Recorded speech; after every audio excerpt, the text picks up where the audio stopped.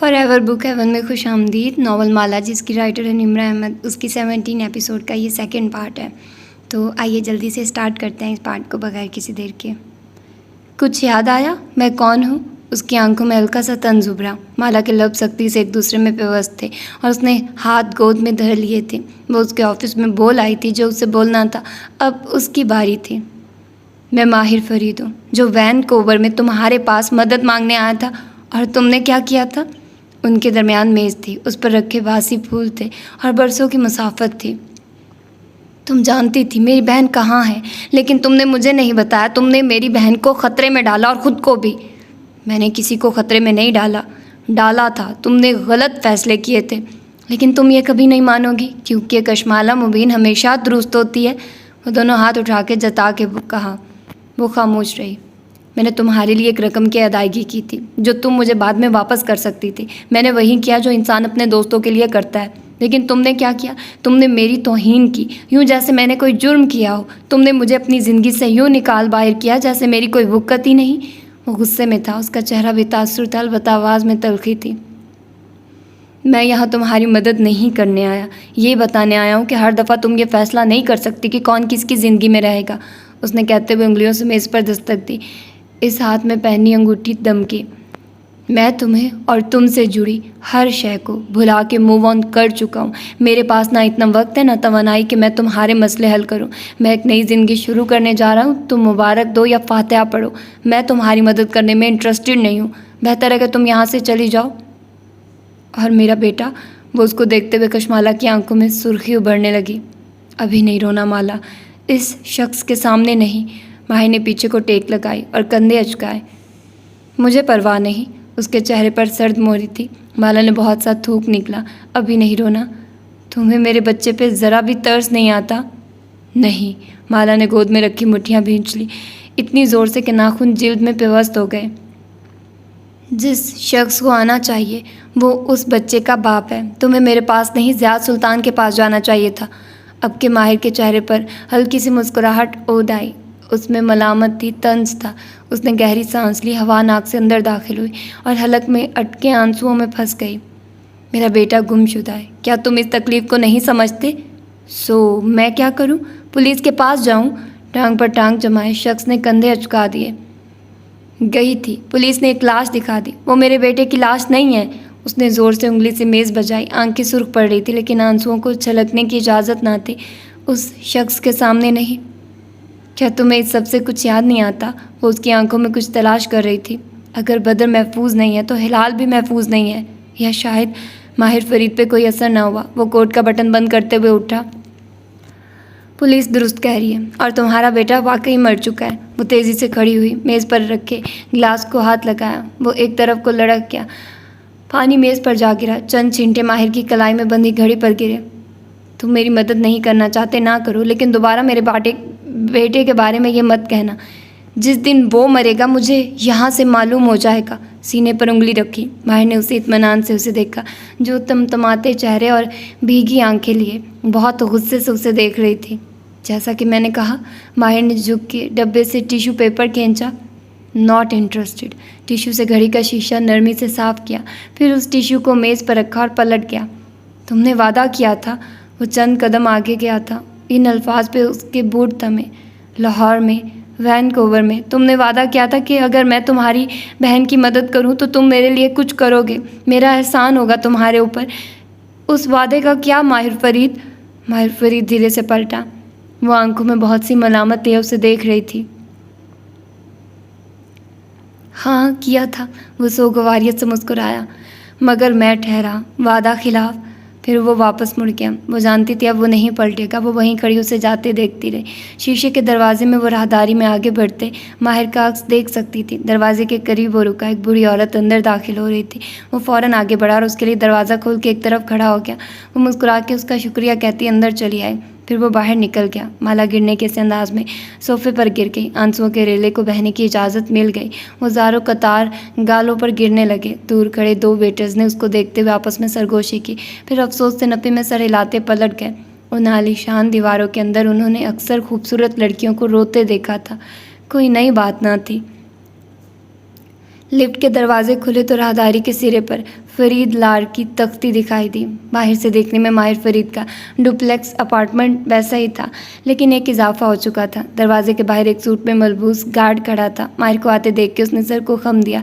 माहिर ने एक थकान भरा जवाबी सलाम उसकी जानिब उछाला और कीपैड पर कोड पंच किया।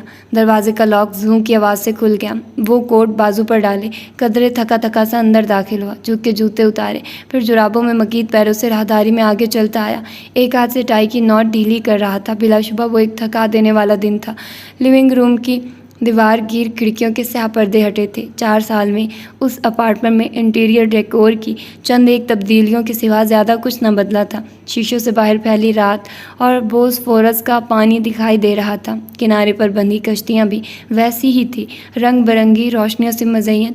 बाहर लिविंग रूम के दहाने पर रुक गया। ऊंची खिड़कियों के करीब एक टेप्स्ट्री का फ्लोर स्टैंड रखा था। उसके चकोर फ्रेम पर एक मोटा कपड़ा लगा था, जिसके वस्त में मुख्तलिफ रंग के धागों से काम किया गया था। चंद एक धागे निकल रहे थे, गोया काम अधूरा था। 7 स्टूल रखे वो बैठी थी, झुक के उंगलियों से टटोल टटोल के सुई चलाती वो कुछ बुन रही थी। दराज का दुबली सी लड़की, जिसके लंबे घुंघराले बाल कमर पर बिखरे थे। उसने सफ़ेद लंबा फ्रॉक पहन रखा था और नीचे टखनों तक आती सफ़ेद टाइट्स थी। पैर नंगे थे, बिना किसी जुराब के। उसके पैरों के करीब एक गोल्डन रिट्रीवर बैठा था, सुनहरे लंबे बालों वाला कुत्ता, जिसकी गर्दन में बंधे कॉलर पर जाली हरूफ में गाइड डॉग लिखा था। गाइड डॉग ऐसे तरतीब याफ्ता कुत्ते होते हैं जो अंधे लोगों का ख्याल करने और उनको रास्ता बताने के लिए इस्तेमाल होते हैं। माहिर को देख के कुत्ते ने सर उठाया, फिर वापस नीचे रख लिया। माहिर भाई, उसने हाथ रोके बिना पूछा था। हाथों की हरकत बहुत सुस्त थी। कैसी हो हिलाल? वो थकान से कहता करीब से आयल शेप सोफे के सिरे पर गिर सा गया। कोट और बैग एक तरफ डाल दिया। क्या हुआ? हिलाल ने चौंक कर चेहरा उस तरफ मोड़ा। अब उसका निमरुख वाज़े हुआ। घुंघराले बालों के हाले में उसका चेहरा पहले से दिलकश हो गया था। 15-16 साल लड़कियों की नज़ाकत और भूरी सुनहरी आंखों की कशिश अब्रू ताज्जुब से इकट्ठे किए। आंखें खड़ी खिड़की पे जमी थी, लेकिन वो उसकी तरफ मतवज्जे थी। कुछ नहीं, वो नाक की हड्डी को मसलते हुए आंखें बंद किए हुए था। कुछ हुआ है? उसके धागों में लिपटे हाथ रुक गए। आप अपसेट हैं, शायद गुस्से में हैं। किसी ने गुस्सा दिलाया आपको? माहिर अब सर पीछे को गिराए, आंखें बंद किए। सोफे पर नीम दराज था। आज कशमाला आई थी। माला? वो चौंकी।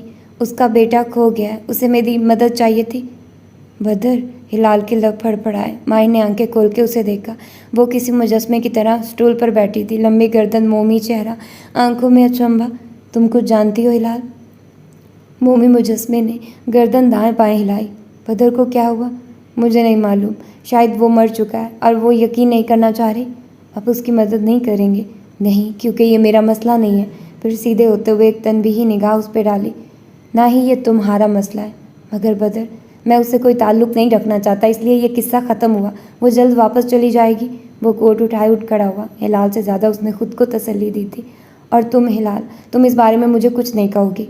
हिलाल ने इस बात में गर्दन हिला दी, चेहरा वापस मोड़ लिया। उंगलियां फिर से धागे को लपेटने लगी। वो कदम कदम चलता उसके करीब आ रुका, उसके कंधे के पीछे से झुककर उसका सर चूमा, फिर चेहरा सीधा करके उसकी टिप्स्ट्री देखी। ऊपर से नीचे तक 3 रंग के धागे फ्रेम में भरे थे। एक तस्वीर सी उभर रही थी, लेकिन रंगों के इम्तजाज से ये मालूम न होता था कि वो क्या बुन रही थी।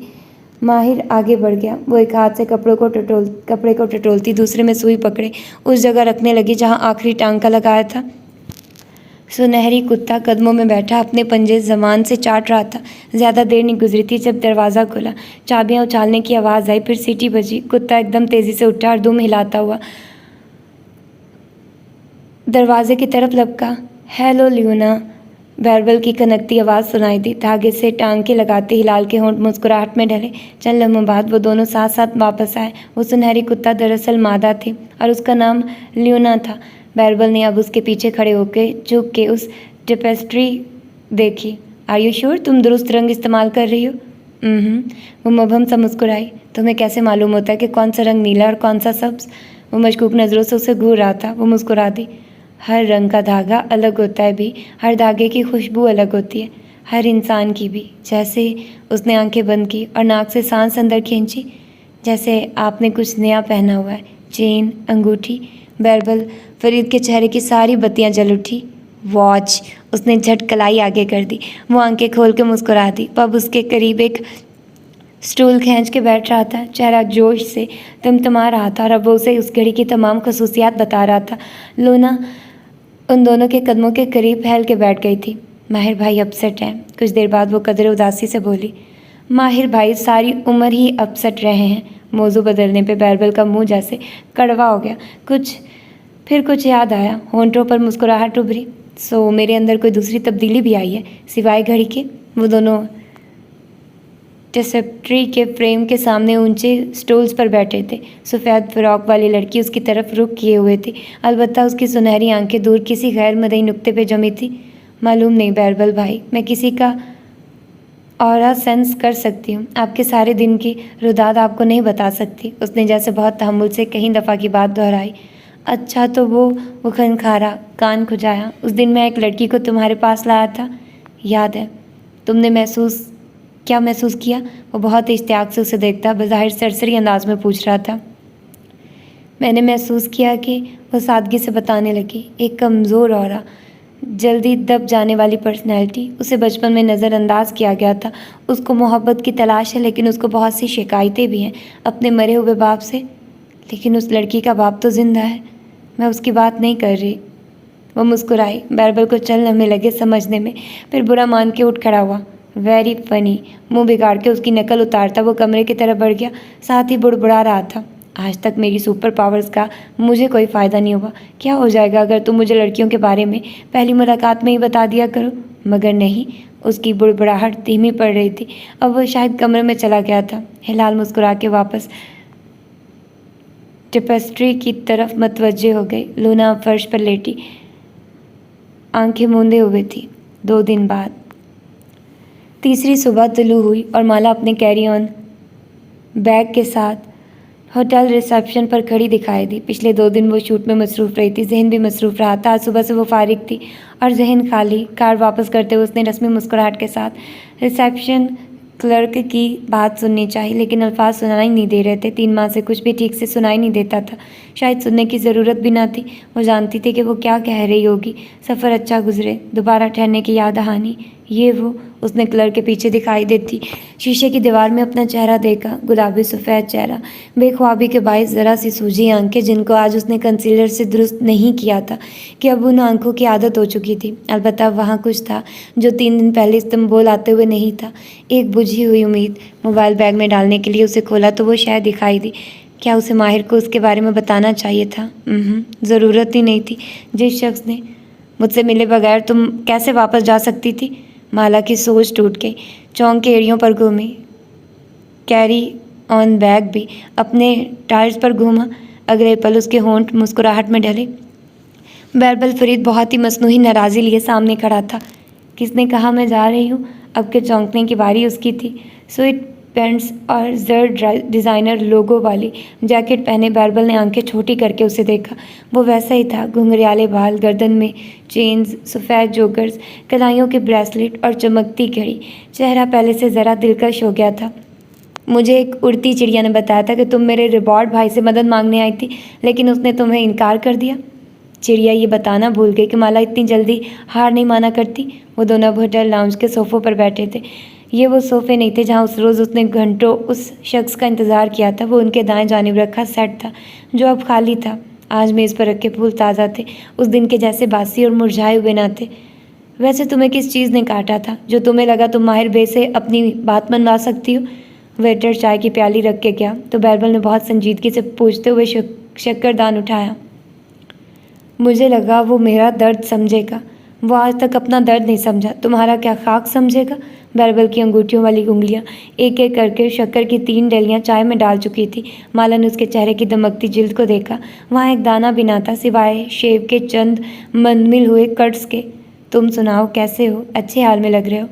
तुर्किश में कहते हैं सब्र दिन दरवेश मर्दाना अरमेश। साबिर दरवेश को बलाखिर अपनी मुराद मिल ही गई। और उर्दू में कहते हैं अल्लाह गंजे को नाखर न दे। उसने अफसोस से दाएं बाएं सर हिलाया। बैरबल फरीद के अबरू इकट्ठे हुए। कह कौन रहा है? मैं वैसी ही हूँ। बहुत कंफर्टेबल लग रही हो। उसने आंखें घुमा के होटल लाउंज को देखा। माला धीरे से हंसती। ये मेरे क्लाइंट ने बुक करवाया था बैरबल, होटल फ्लाइट सब वो पे करते हैं। मैं यहाँ से चेकआउट करके वापस नहीं जा रही, एक सस्ती रिहाइश की तरफ जा रही हूँ। बैरबल आगे को झुका और बहुत राजदारी से सरगोशी की। मेरा इनकम टैक्स डिपार्टमेंट से कोई ताल्लुक़ नहीं है। वो फिर से हंस दी। मैं तुम्हारी तरह अमीर नहीं हूँ बैरबल, मैं सिर्फ कंफर्टेबल हूँ। जानते हो वैनकूवर में सिंगल मदर के लिए बच्चा पैदा करना और पालना कितना मुश्किल होता है। मैं एक शूट से दूसरे तक गुजारा करती हूँ। फिर उसने सर झुका के अपनी उंगलियों को देखा, नन्हे हीरे, 7 डिज़ाइनर बैग। चेहरा उठाया, उस खाली कुर्सी को देखा जहाँ उस रोज़ वो बैठा था। ये सब तो एक मुलम्मा है ताकि लोग हमारी इज्जत करें। शुमाली अमेरिका में अक्सर लोग ये चीज़ें खरीद सकते हैं। बैरबल फरीद जैसे बदमज़ा होकर पीछे हुआ। उसका ये तासुर कि शायद वो मशहूर होने के साथ साथ बहुत सी दौलत की मालिक भी बन गई थी, ज़ाहिल हो गया। तुम बताओ, काम कैसा जा रहा है? उसने कंधे अचकाए। काम चलता रहता है, मबहम सा कहते हुए वो दाएं बाएं देखने लगा। माला ने बगौर उसे देखा। बेकरी कैसी है? तुमने कहा तुम सिंगल मदर हो। वो जैसे चौंक कर याद करने लगा, या शायद मौजू बदल दिया। तुम्हारा वो विलन एक्स हस्बैंड तुम्हारी मदद नहीं करता। मुझे उसके खून में डूबे पैसे नहीं चाहिए हैं, वो बुरा माने बगैर गहरी सांस लेकर बोली। बैरबल वो पहला शख्स नहीं था जिसने उसे इन 4 बरसों में ये बात याद करवाई थी। माही ने 1-2 दफ़ा दबे अल्फाज और समर खाला ने खुल्लम खुला कहा था कि उसे ज़ात से बच्चे के लिए पैसे मांगने चाहिए, लेकिन ये वो लकीर थी जिसको वो कभी अबूर नहीं कर सकती थी। बदर उसका बेटा था, ज़ात का इससे कोई ताल्लुक़ ना था, ना ही वो बनने देगी। वो उसका भी बेटा है माला, और ये चीज़ कभी नहीं बदलेगी। आखिरी दफ़ा माही ने बस इतना कहा था। ये मौजू फिर ज़ेरे बहस नहीं आया। हिलाल कैसी है? उसने कई नकियों से फिर से खाली कुर्सी को देखा। उस पर बैठे शख्स का हेवला सा वहाँ अब भी मौजूद था। उसकी आंखों का गुस्सा लातल की मेज़ को बजाती उसकी उंगलियाँ। वो अच्छी है, बहुत अच्छी। बैरबल का चेहरा चमक उठा। उसने हमारी ज़िंदगी बदल दी, वरना पहले हमारे घर में एक इंसान और एक रोबोट था, अब 2 इंसान है और एक रोबोट है। चंद लम्हे खामोशी की नज़र हो गए। उसकी चाय वैसे ही रखी थी जैसी बैरबल अपनी चाय से वक्फे वक्फे से घूंट भर रहा था। वो देख नहीं सकती, अब कि वो उदासी से बोला, लेकिन जो वो देखती है वो कोई नहीं देख सकता। वो कैसे जानती है वो सब कुछ जो वो बताती है? बैरबल ने धीरे से शाने अचकाए। ये उसका गिफ्ट है। ऐसे लोगों को सियर कहते हैं। इसको बहुत सी ऐसी चीज़ें दिखाई देती हैं जो हम नहीं देख सकते। लोगों की असलियत, उनकी एनर्जी वो खुद से बताती है। पूछो तो नहीं बताती। मैं अक्सर उससे सवाल पूछता हूँ, खनखारा, लोगों के बारे में, लड़कियों के बारे में। वो मुस्कुराई। बैरबल ने आंखें घुमाई। अच्छा बाबा, लड़कियों के बारे में, लेकिन वो नहीं बताती, और माहिर को ये बात नापसंद है। वो कहता है कि अगर हिलाल अपना तोहफ़ा सबको दिखाएगी तो ये खो जाएगा। ऐसे लोग अगर अपनी सलाहियत का इसरार ज़ाहिर कर दे तो उसे खो देते हैं। माला ने कांच की प्याली उठा के एक घूंट भरा। टर्किश चाय ठंडी हो चुकी थी। उसे वैसे भी ये पसंद ना थी।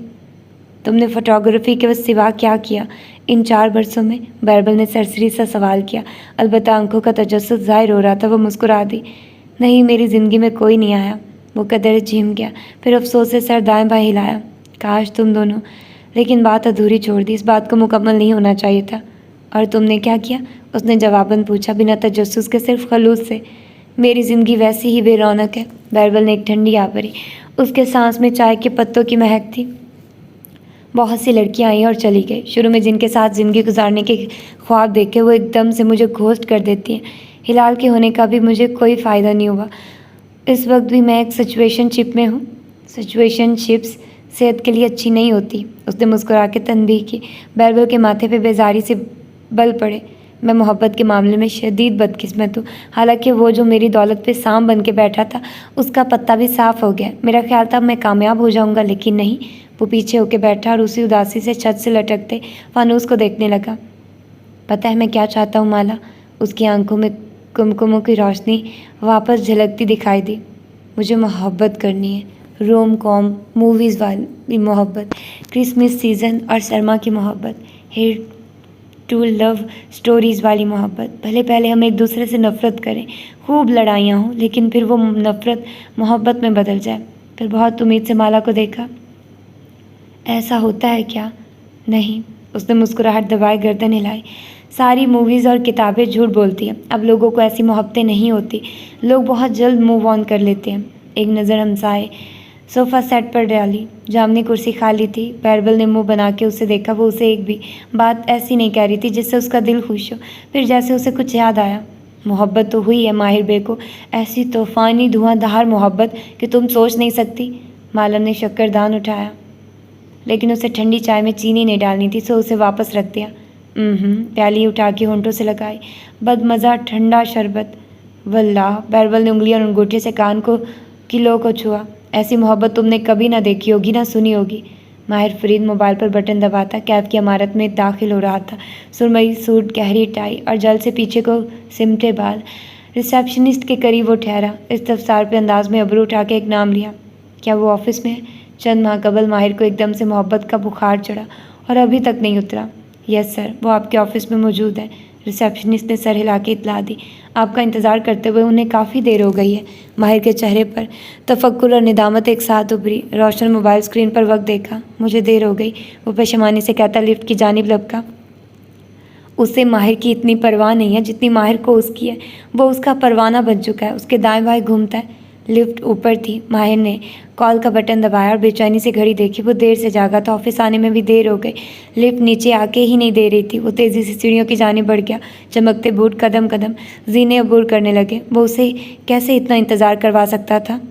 वो उसकी मोहब्बत में बहुत बहुत गैर फितरी अंदाज में डूब चुका है। वो उसकी हल्की सी नाराज़ी भी बर्दाश्त नहीं कर सकता। हर वक्त उसको खुश करने में लगा रहता है। वो तेज़ी से जीने तय कर रहा था, साथ ही लब काट रहा था। उसे घर से जल्दी निकलना चाहिए था।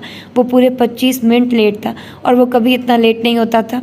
अगर वो कहे ये दिन नहीं रात है, तो माहिर सारी दुनिया को ये साबित करके दिखाएगा कि ये रात है। वो कहे मुझे तारे तोड़ के ला दो, तो माहिर वह अगली फ़्लाइट से आसमान पे चले जाएंगे। मेन हॉल में बने कैबिन्स में आर्किटेक्ट्स और डिज़ाइनर्स काम में मसरूफ़ दिखाई देते थे। वो तेज़ी से कैबिन्स के दरमियान से गुजरने लगा। बहुत से लोग उठ खड़े हुए। सलाम, वेलकम। शबनम भी अपने डेस्क से ताज़ीमन उठी। वो कुछ कहने लगी, लेकिन माहिर ने हाथ उठा दिया। बाद में फिर अपने दरवाजे तक वो रुका, गर्दन मोड़कर शबनम को देखा। 2 टर्किश कहवे हम दोनों के लिए, और ऑफिस का दरवाज़ा खोला। तुम 26 मिनट लेट हो, खफा सी आवाज़ ने उसका इस्तकबाल किया। मैं तो माहिर और उसकी मोहब्बत के नज़ारे देख के शदीद अजियत में मुब्तला हूँ। यानी कोई कैसे अचानक किसी की मोहब्बत में इतना डूब सकता है?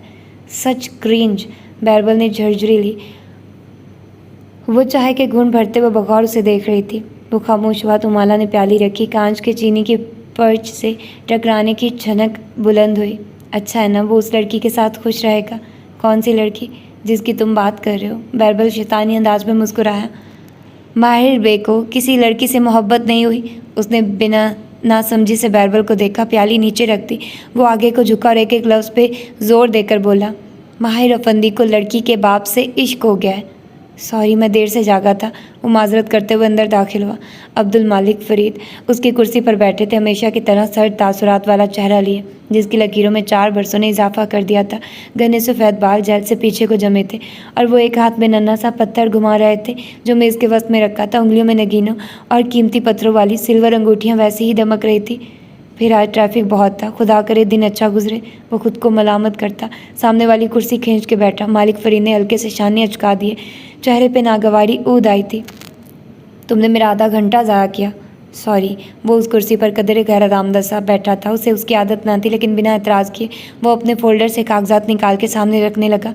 मालिक फरीद अब उसी खफगी से कुछ कह रहे थे।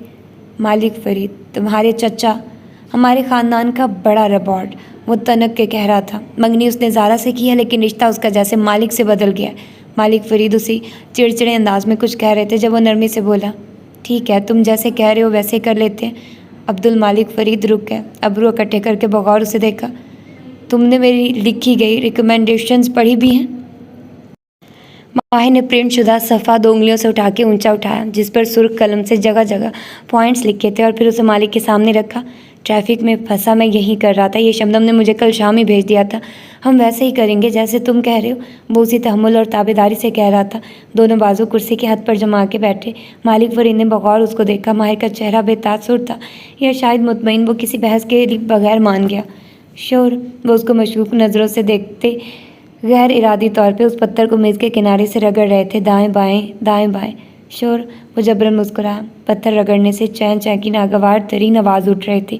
किनारे की लकड़ी गर्दन भर भर के, कदर भर भर के नीचे भी गिरने लगी थी। माहिर की कुर्सी के हाथ पर जमी हथेलियाँ भिंच गई, लेकिन चेहरे पर वही मुस्कुराहट कायम रही। शबनम कॉफ़ी की ट्रे लिए अंदर दाखिल हुई और बारी बारी दोनों के सामने प्यालियाँ और पानी के गिलास रखे। मालिक सोच में डूबे अभी तक पत्थर मेज़ के कोने से रगड़ रहे थे। नागवार आवाज़ पे शबनम के अब्रू इकट्ठे हुए। बेख्तियार माहिर को देखा, उसने नफ़ी में आंखें हिलाई। वो जब्त करके खामोश रही। कभी कभी मुझे लगता है कि जैसे मालिक ने माहिर पे सहरे इश्क कर दिया है। बैरबल ने एक न्यू थ्योरी पेश की तो वो धीरे से हंस दी और प्याली नीचे रखी। कांच शीशे से टकराया, छन बुलंद हुई। हर कोई हर एक पर सहरे इश्क नहीं कर रहा। अब्दुल मालिक फरीद एक अच्छे इंसान है और तुम्हारे भाई को भला आखिर उनकी कदर मालूम हो गई है। बैरबल का मुंह बन गया। मैं भी किससे पूछ रहा हूँ जिसको इंसानों की पहचान में सर्टिफिकेट हासिल है। माशाल्लाह। सर दाएं बाएं हिलाते हुए ठंडी सांस भर के कहा और इशारा करते हुए वेटर को बुलाने लगा। सो वो मालिक फरीद की बेटी से शादी कर रहा है। इंटरेस्टिंग। उसने प्याली लबों से लगाते हुए सरसरी सा पूछा, क्या करती है वो? और बैरबल उसी शैतानी अंदाज में मुस्कुराया। इस मौजू पे बोलने के लिए उसके पास बहुत समवाद था। अक्टूबर की सर सुबह में सूरज की किरणें पिघल रही थी। बॉस्फोरस किनारे बने उस ऊंचे ओपन एयर रेस्टोरेंट के कुछ हिस्से पर धूप पड़ रही थी और कुछ छाया तले थे। एक काउच पर जारीना फरीद बैठी थी, टांग पर टांग जमाए, बलदार लंबे बालों की एक लट उंगली पर लपेटती। वो गर्दन मोड़े हद निगाह तक फैले पानी को देख रही थी। एक ऊंचा पुल भी यहाँ से दिखाई देता था। रात में ये पुल सुर्ख बत्तियों से जगमगा उठता था। इस वक्त उसकी रोशनी मानित पड़ी थी। दूर पानी में चंद कश्तियाँ और फेरीज तैरती दिखाई दे रही थी। बगले उनके ऊपर से परवाज करते रेस्टोरेंट के दहाने तक चक्कर काट रहे थे। जारीना ने सफ़ेद फर कोट पहन रखा था और हवा से बाल हौले हौले उड़ रहे थे। सामने मेज़ पर अनवाओ इकसाम के छोटे छोटे बर्तनों में हर रंग की चीज़ें सजी थी। क्रोसोनट, टमाटर, टर्किश शक्शुका, ब्रेड, सब्ज पत्ते, बैंगन, साथ ही उसका स्याह केली बैग रखा था। जानती हो मैंने अतालिया में सबसे ज़्यादा क्या मिस किया? ज़ारा चौंक कर वापस अपने मेहमान की तरफ मतवज्जे हुई। वो उसी की उम्र की लड़की थी। छोटे बाल अदरक रंग के थे और माथे पर बैंग्स की सूरत में कटे थे। वो मुस्कुरा के क्रॉसेंट का टुकड़ा तोड़ते हुए कह रही थी कि मैं समुद्री बगलों को जुर्माने के डर से खाना नहीं डाल सकती थी। कहते हुए उसने वो टुकड़ा पीछे फिजा में उछाल दिया। हवा में उड़ते बगलों के एक गौल ने गौता खाया और सब उस टुकड़े की तरफ लपक गए जो उड़ता हुआ पानी पर जा गिरा था। ज़ारा मुस्कुरा दी। उसकी आंखों के गिर्द का क्रॉस फीट झुर्रियाँ गायब थी। तुम कह रही हो कि तुमने मुझे मिस नहीं किया? मसनूई खफकी से अबरू इकट्ठे किए। पेशानी और अबरू के दरमियान बनने वाली लकीरें भी नदारुद थी, मुलायम बराबर जिल्द। मिस भी किया और पुरतजस्सुस भी थी। ये सब कैसे हुआ? भूरे बालों वाली अजरा ने कदरे इश्तियाक और कदरे शक से उसकी उंगली की तरफ इशारा किया। टेक लगा के बैठी ज़ारा ने गर्दन झुका के तीसरी उंगली देखी जिसमें एक आंसू की शक्ल का हीरा दमक रहा था। 3 कैरेट 4 तफाकुर से मुस्कुरा के चेहरा उठाया। होंठों के गिर्द लाफ लाइन्स भी गायब थी। वो 4 साल पहले वाली ज़ारा से मुख्तलिफ थी। नाक की नोक पिग नोज में बदल चुकी थी। गालों का सेब भरा भरा था और नीचे से चेहरा बिल्कुल बैजवी। होंठ कदरे फूले फूले थे। आईलिड्स अब ऊंचे हो चुके थे और आंखें पहले से बड़ी दिखाई देती थी। उसका चेहरा पहले से ज़्यादा खूबसूरत हो चुका था, इस खूबसूरत चेहरे की तरह जो अब दुनिया में बहुत आम हो चुका था। माही ने खुद खरीदी थी। अजरा गौर से उसे देख रही थी। जरीना के हलक में कुछ अटका लेकिन वो मुस्कुरा दी। ऑफ कोर्स उसी ने प्रपोज़ किया है, उसी ने खरीदनी थी। उसने प्याली के हल्के को 2 उंगलियों से उठाया। फ्रेंच मैनिक्योर शुदा नाखनों के सफ़ेद कनोरे कान से टकराए। मेरा मतलब था कि खुद लेकर आया या तुम्हें कार्ड पकड़ा दिया? वो उसी तरह मुस्कुराते हुए गौर से उसे देख रही थी। हमने एक साथ जाके ली थी। वो भी मुस्कुरा दी और कप लबों से लगाया। गुड। अजरा ने तवक्कुफ किया। अपनी प्याली से एक घूंट भरा। हवा से उसके माथे के बैंग्स उड़ रहे थे। मैं तुमसे इन पर्सन सारी कहानी सुनना चाहती थी। कैसे हुआ ये सब अचानक से? सच कहूँ तो मैं माहिर की तरफ से मायूस हो चुकी थी। ज़ारा ने झरझरी लेकर कंधे अचकाए। उसके मसनूई चेहरे पे पहली दफ़ा कोई कुदरती तासुर दिखाई दिया। खुशी, हैरत। मैं लंदन चली गई थी। मैंने फरीद होल्डिंग में काम शुरू कर दिया था। तुम्हें याद होगा। ये भी याद है कि तुम्हारे बाबा ने वहाँ तुम्हें चंद अच्छे लोगों से मिलवाया था। ज़ारा के चेहरे पे नापसंदीदगी उभरी। सर धीरे से झटका। हाँ, अच्छे थे वो सब। हर कुछ माह बाद किसी दोस्त का काबिल बेटा। उसने झुक के प्याली मेज़ पर वापस रखी और फिर टेक लगा ली। उंगलियों से गर्दन में पहनी लंबी सुनहरी जंजीर लपेटने लगी, लेकिन इनमें से कोई माहिर के जैसा ना था और माहिर उसने शुरू में कोई राब्ता नहीं रखा, लेकिन फिर 4 माह पहले वो लंदन आया अपनी कसम तोड़ के। हम डिनर पे साथ गए। वो मुझे बताता रहा कि कैसे उसको उस प्रोजेक्ट ने थका दिया है। रुक के वजाहत की, उसका सुर्ख माहिर फरीद की कर्मजी इमारत, उसे कौन नहीं जानता। अजरा की आवाज़ में हल्का सा तंज उभरा। फ़ाइक मिनिस्ट्री ऑफ इन्वायरमेंट और अर्बनाइजेशन में होता है वो। कुछ कहते कहते वो रुक गई, सर झटका। फिर उसे कहानी सुनने में दिलचस्पी थी। बस वो 1 हफ्ता लंदन में रहा। हम 3 दफ़ा डिनर करने साथ गए और उसने कहा कि वो सेटल होना चाहता है, शादी करना चाहता है, और मैं उसकी बेस्ट फ्रेंड हूँ, हमेशा से थी। उसे मेरी ज़रूरत है। और तीसरे डिनर पे उसने मुझे प्रपोज़ कर दिया। वो मुस्कुरा दी, आंखें जगमगा उठी। और 2 माह बाद तुम शादी कर रहे हो, माशाल्लाह। अजरा रुकी, एक घूंट भरा, फिर दूसरा। ज़ारा बगौर उसे देख रही थी। अजरा अब मध्यम हो चुकी थी, मुस्कुराहट अब मध्यम हो चुकी थी। अजरा ने कप नीचे रख दिया और गर्दन मोड़े बगलों को देखने लगी। कह दो, वो मज़ीद बर्दाश्त नहीं कर सकती थी। क्या जो कहना चाहती हो? काफ़ी अरसे से ज़ारा के चेहरे पे बेचैनी दर आई। अजरा ने गहरी सांस ली। 4 माह पहले माहिर ने अचानक से तुम्हें प्रपोज़ किया, जैसे वो एकदम बदल गया हो। ज़ारा आंखें छोटी किए उसे देखे गई। तुम्हें हैरत नहीं हुई कि अचानक से उसने 180 डिग्री का टर्न कैसे लिया? तुम्हें क्या लगता है?